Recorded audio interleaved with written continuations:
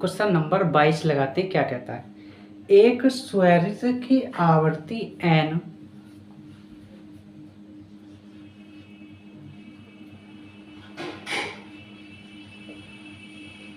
स्वरित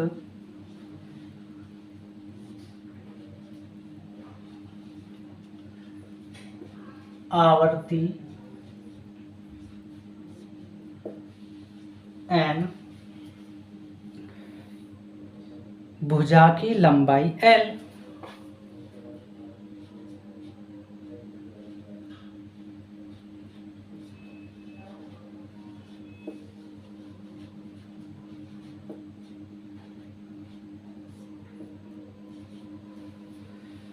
l पदार्थ के घनत्व d।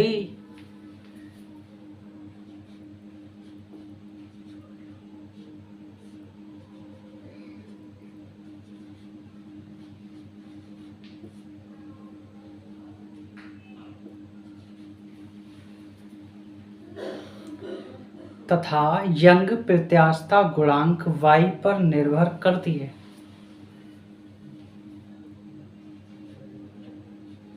यंग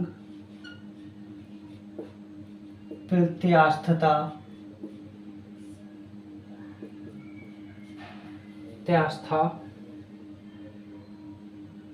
गुणांक और रह गया y, प्रत्यास्थता गुणांक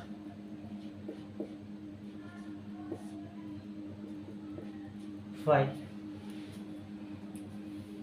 पर निर्भर करती है। विमीय विश्लेषण द्वारा आवर्ती के लिए व्यंजक प्राप्त कीजिए। करते इसको। स्वरित की आवर्ती प्रोपोर्शनल है किसके? l के। तो n प्रोपोर्शनल है l के, इसकी पावर मान लेंगे a। समीकरण नंबर फर्स्ट। स्वरित की आवर्ती किसके? पदार्थ के घनत्व के प्रोपोर्शनल, अनुक्रमानुपाती, समानुपाती। तो n प्रोपोर्शनल d की पावर b। समीकरण नंबर 2। स्वरित की आवर्ती किसके? यंग प्रत्यास्थता गुणांक के। तो n प्रोपोर्शनल गामा की पावर c। समीकरण नंबर 3। समीकरण 1, 2 व 3 को हल करने पर तो n प्रोपोर्शनल l की पावर a गुणा d की पावर b गुणा y की पावर c, और जब आपका प्रोपोर्शनल हटेगा तो आपका आएगा k। l की पावर a गुणा d की पावर b y की पावर c। समीकरण नंबर आपका हो जाएगा 4। विमीय सूत्र रखना शुरू करते हैं।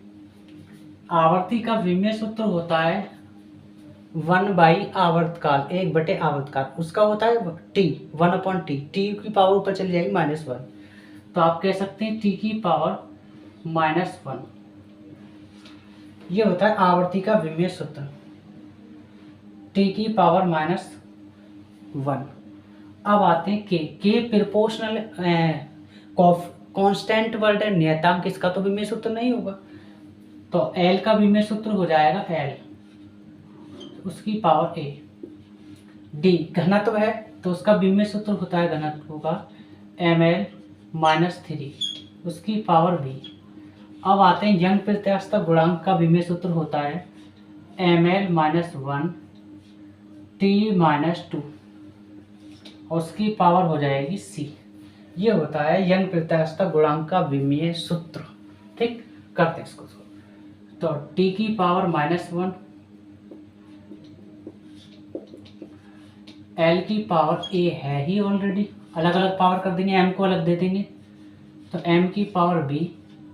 अब l को दे देंगे अलग पावर, इसकी पावर -3 है, गुणा करोगे b के साथ तो -3b हो जाएगा। ठीक है, इस तरीके से।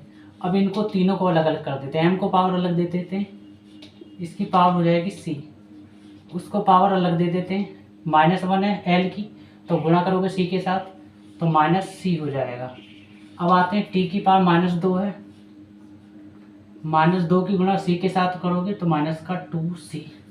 इस तरीके से हम लोग विमेय सूत्र लगा लेते हैं। ठीक है, तो टी की पावर -1, अब जिसका बेस समान है गुणा में घाते जोड़ते हैं। आप जानते हैं एल की पावर a, एल की पावर -3 भी, एल की पावर -c, मतलब एल तो 1 ले लेंगे, गुणा में घाते जोड़ते हैं तो a प्लस मतलब 3 भी आ जाएगा, प्लस माइनस मतलब माइनस आ जाएगा c। इस तरीके से अब आते हैं किसका m, m की पावर क्या है, m की पावर b और m की पावर c, और तो m है नहीं, तो m की पावर b प्लस c हो जाएगा आपका। ठीक है, अब आते हैं m हो गया, l हो गया, अब आते हैं t कितना, t 1 t है, तो t की पावर -2c है आपका। अब हम तुलना कर लेंगे, ठीक है, दोनों पक्षों में। तो t की पावर क्या है, या m की पावर से कर लो, m की पावर क्या है, b प्लस c, लेकिन यहाँ कोई पावर नहीं है m की, तो क्या रख लेंगे 0।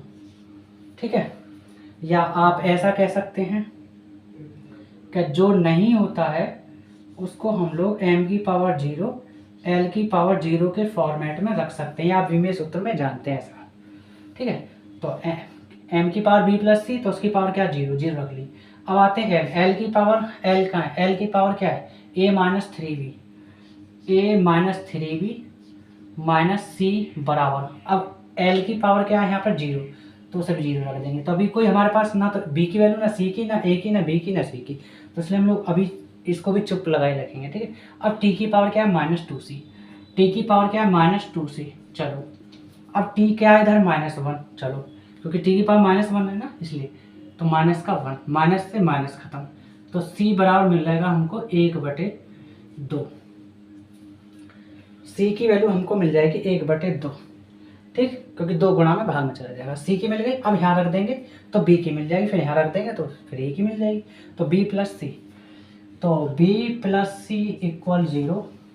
तो c की वैल्यू 1/2 निकाले हम लोग, रख देते हैं प्लस 1/2 बराबर, उपलैन से ले जाएंगे उधर जाके माइनस हो जाएगा, माइनस का 1/2। अब हमारे पास b की भी निकल गई, c की भी निकल गई। चलो c की वैल्यू हम लोग फाइंड कर चुके हैं और b की भी, अब कहाँ रख देंगे, यहाँ a की निकल आएगी, तो a -3 है। अब b की वैल्यू क्या है, माइनस का 1/2, माइनस का 1/2, चलो माइनस माइनस, c की वैल्यू क्या निकालें 1/2, इसे भी रख देते हैं 1/2 बराबर 0 है ना, हाँ 0, तो माइनस से माइनस खत्म, तो a प्लस 3 में 1 की गुणा करोगे 3/2 हो जाएगा, माइनस का 1/2 बराबर 0।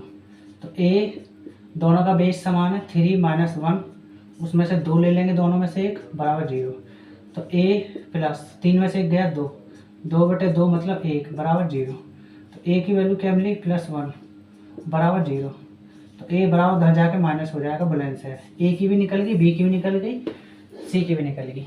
ठीक, समीकरण कहाँ रखेंगे 4 में, तो रख देंगे ईटा नहीं है, n है आवर्ती, ये n आवर्ती, k आपका ये रहा। चलो l की पावर क्या a, l की पावर क्या है a, तो l की पावर a की वैल्यू क्या निकालें -1। चलो बात सही है। अब आते हैं d की पावर b, d की पावर b क्या निकाले हम लोग -1/2। चलो ये भी बात सही है भाई, 1/2। आगे अब आते हैं हमारा y की पावर c क्या निकालें, c क्या माइनस का नहीं प्लस का 1/2। ठीक है, तो n आवर्ती इक्वल k, ये l की पावर -1 है, इसे नीचे ले जाएंगे तो पावर हो जाएगी प्लस की 1, लिखो मत लिखो वो आप पे डिपेंड करता है। ठीक, गुणा y की पावर 1/2, ये पावर माइनस में d की पावर -1/2, इसको नीचे ले जाएंगे प्लस बना देंगे, तो d की पावर 1/2 प्लस में। ठीक है, और आप लोग जानते हैं कि हम लोग रूट को 1/2 लिखते हैं, ये 1947 में आप लोग पढ़ते हुए आए होंगे। ठीक है, तो हम रूट को 1/2 लिख देते हैं, और रूट को फिर क्या लिख सकते, 1/2 को क्या लिख सकते हैं, रूट, रूट को क्या लिख सकते हैं 1/2। तो वही तो चीज़ है 1/2 1/2।